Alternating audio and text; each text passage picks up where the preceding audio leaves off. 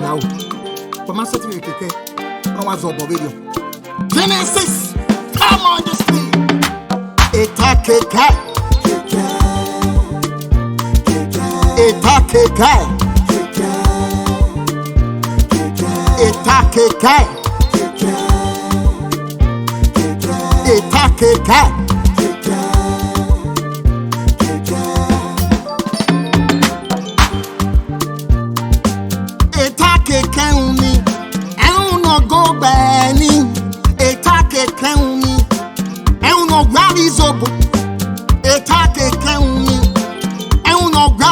Kuma etake kauni no gwa no wu no gwa di going no gwa dead body etake kauni ne di yo boss on abo etake kauni ne di go sawa bo etake kauni no success etake kauni brother no sizozo etake kauni no yawa yunu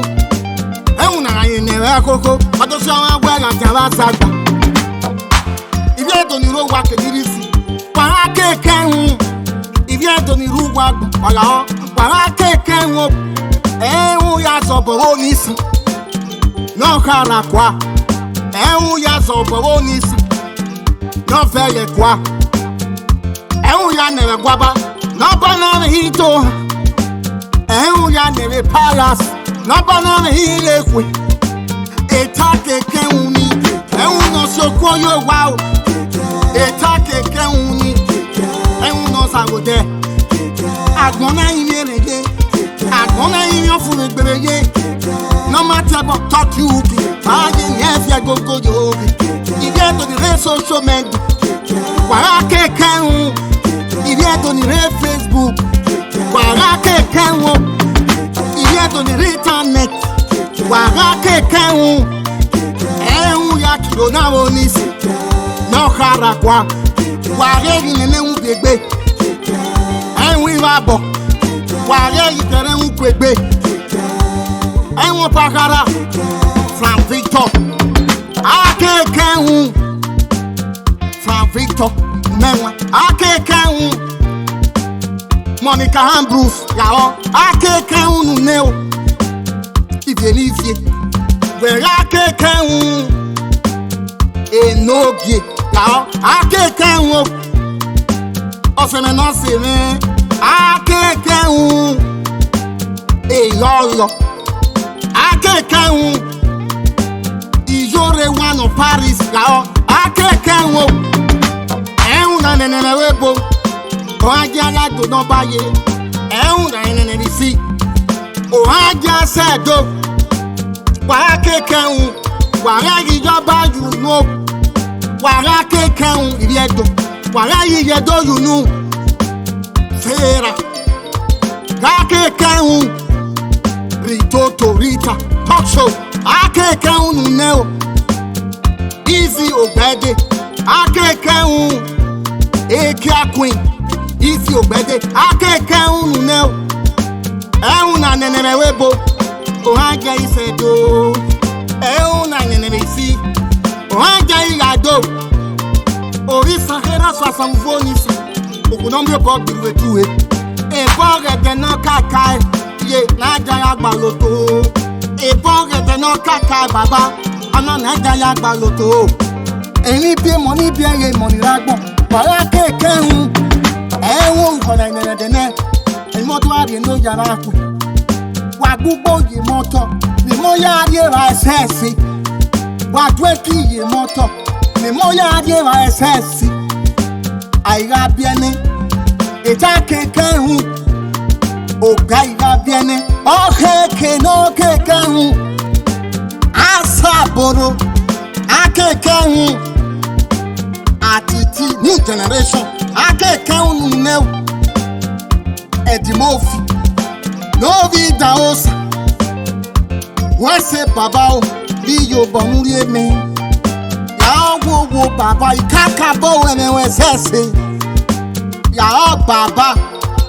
akẹ́kẹ́ wọn digo no de ba o gbaka o de wa tanu mu jayi na baba aye ye ken sesi Don Prince akeke hu eranomigo akeke hu nu ara me ya wo efe akeke hu ane nwe kizigi amari no abogwe yama ari mu pa akya ya no na bogwe keni Her Majesty ikeke hu menel ono na osi no bana ni ya tie igwo no na osi no bana ni ya tie oku etakeka enwo pakara enwo no si zozo enwo no si sayo magbe enwo ne digo so ma bo enwo ne gene si so ma bo enwo na ne bu webu egwe di agun are enwo na ne bu webu egwe di agun are enwo dani osebe ayi ne enwo dan o enwo dani osebe merci yo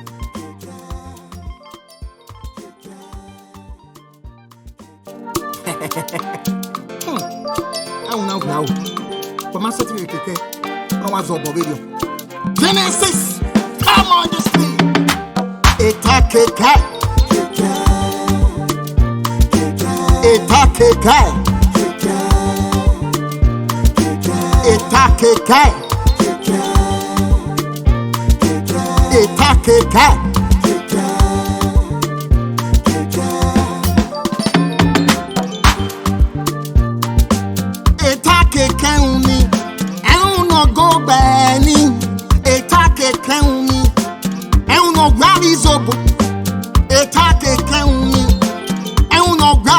Kuma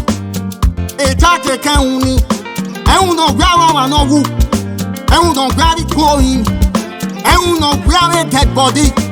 etake kauni ne gi yo boss ma bo etake kauni ne gi go so ma bo etake kauni no su se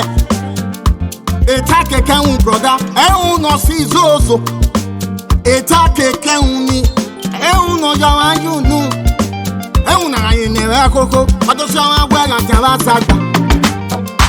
ibi edo ni ro wa kedirisi para keke hu ibi edo ni ru wa ola para keke hu ya sobo onisi no kara kwa ya sobo onisi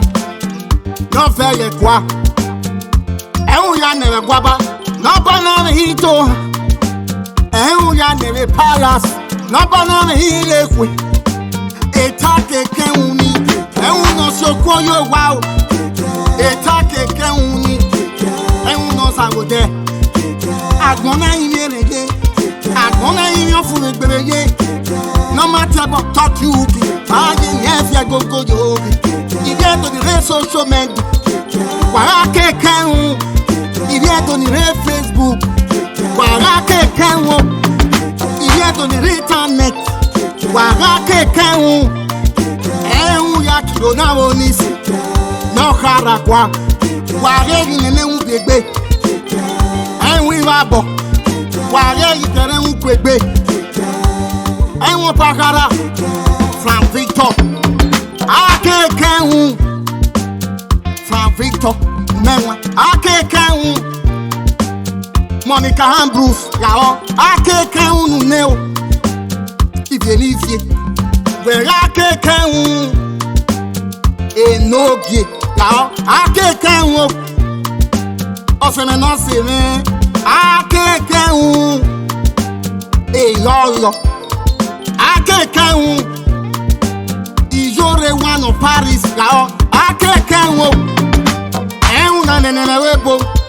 Ohagia la do no baye na nene si Ohagia sedo wa kekun wa ijoba you know wa kekun iredo wa iyedo you know Fera ka kekun Rito Rita talk show akekun neo Easy Obede akekun